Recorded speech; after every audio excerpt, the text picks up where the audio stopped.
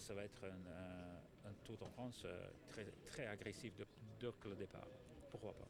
Ça change tout le fait d'avoir déjà des étapes de montagne dès la première semaine, dès les premiers jours, et encore jusqu'au bout, à la veille de l'arrivée. Oui, c'est clair, parce que là, je pense que typiquement, on voit que les grands tours sont gagnés dans la dernière semaine, où c'est la période où tout le monde devient très très fatigué.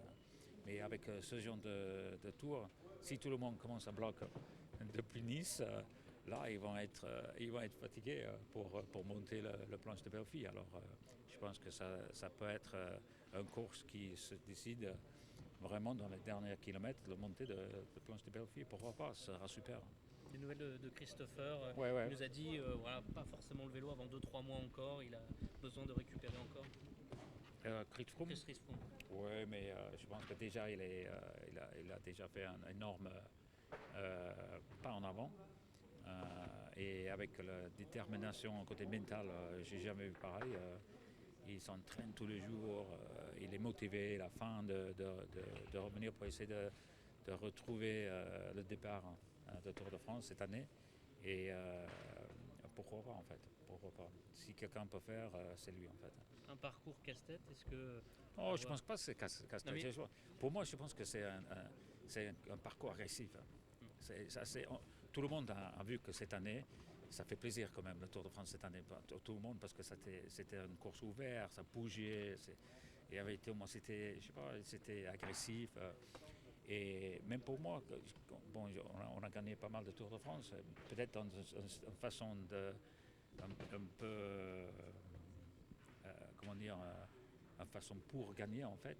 Mais en fin de compte, moi j'adore le vélo. Et j'adore la course. Et j'adorais cette année, même si il y avait des moments difficiles. C'est plus en fait, quand c'est une course qui est dynamique, on ne sait pas ce qui va se passer jusqu'au dernier moment. Ça, c'est l'émotion de cyclisme. Et moi, je veux être partir de l'émotion positive dans ce genre de Tour de France. Pourquoi pas? Puis à la fin, vous gagnez toujours. Oh, je pense que dit ça, mais on verra. On va faire tout pour gagner, mais on ne peut jamais dire qu'on va gagner. Non, Alors, on verra. On va essayer. Je pense qu'on a une bonne équipe pour ce genre de course, en fait. Ouais. Comment est-ce que vous allez régler l'histoire? Il y aura 3 leaders, Oh, 4 peut-être. peut-être 4. Ouais. Ouais, je pense que là. Qu'est-ce qui En va- fait, ce qu'on fait, en fait, honnêtement, c'est que là maintenant, on va prendre le parcours. On va analyser le course pendant peut-être 2 semaines maintenant, 2-3 semaines. On fait pareil avec les Giro, on fait le même avec la Vuelta. Et après, on fait tout ça, on va voir les données, qu'est-ce que ça prend pour gagner, comment faire, etc. Et après, on va parler avec... Si ça correspond mieux à un coureur. Voilà. Après, on voit vraiment qui peut faire quoi. Ce genre de course, c'est peut-être un peu mieux pour un que l'autre. Et après, on va parler avec eux. Et eux-mêmes, ils vont dire, voilà, peut-être moi je préfère le Giro Vuelta ou je peux faire le Tour. Et on a le côté de l'équipe, le côté d'analyse et leur côté, leur rêve en fait. Et enfin, vers mi-novembre, on met tout ça ensemble. On espère que tout va bien. Et sinon, on négocie.